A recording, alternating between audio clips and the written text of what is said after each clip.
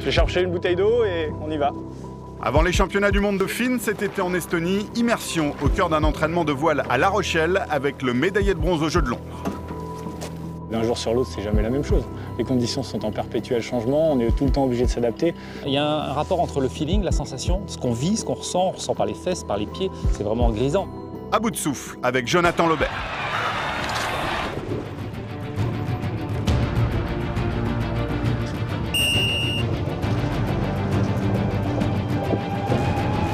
Alors la spécificité du Finn, c'est un bateau qui est lourd déjà, qui demande des gabarits très lourds, très grands. Et puis c'est un bateau qui demande de la technologie. C'est-à-dire qu'on peut choisir d'être un peu meilleur dans le petit temps, un peu meilleur dans la brise, ou faire le choix d'être très polyvalent.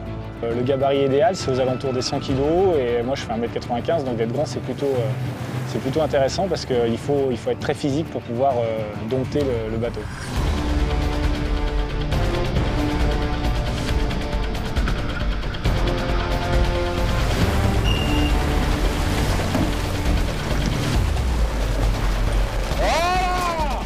Ça commence! Encore plus! John, clairement, je pense qu'il y a un côté où tu ne mets pas le pied assez dessus. Et du coup, ça passe. Les bateaux sont souvent éclatés sur l'eau, donc ils ont de la peine à entendre. Donc en fait, je communique beaucoup avec des sons. Les sons, c'est l'alerte. Après le son, j'indique avec les mains souvent ce que je veux faire. Bah, finalement, ça s'est plutôt dégagé. On a eu un petit peu de pluie au début. Il y a le vent qui est monté, c'était sympa. Et puis là, de nouveau, le vent rebaisse un petit peu. Donc, bon, c'est ça, hein, la voile, c'est jamais tout le temps pareil et il faut s'adapter en permanence. Bon, aujourd'hui, on a travaillé sur les virements de bord. C'est une manœuvre assez technique. La baume, la barre là, qui tient la voile en bas, elle est assez basse. Et donc, il faut vraiment se contorsionner pour passer dessous. Donc, ouais, on a bien bossé là-dessus. C'était assez intense.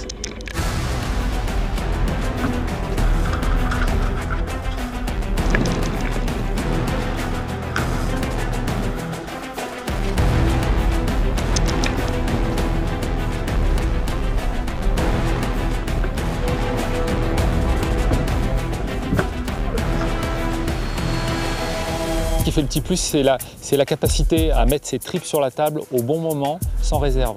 Et ça, c'est une des qualités à Jonathan. C'est quelqu'un qui est moteur dans son projet. Il sait réellement où il veut aller. J'aimerais y retourner au jeu et être capable de, à nouveau, remporter une médaille, et si possible la plus belle.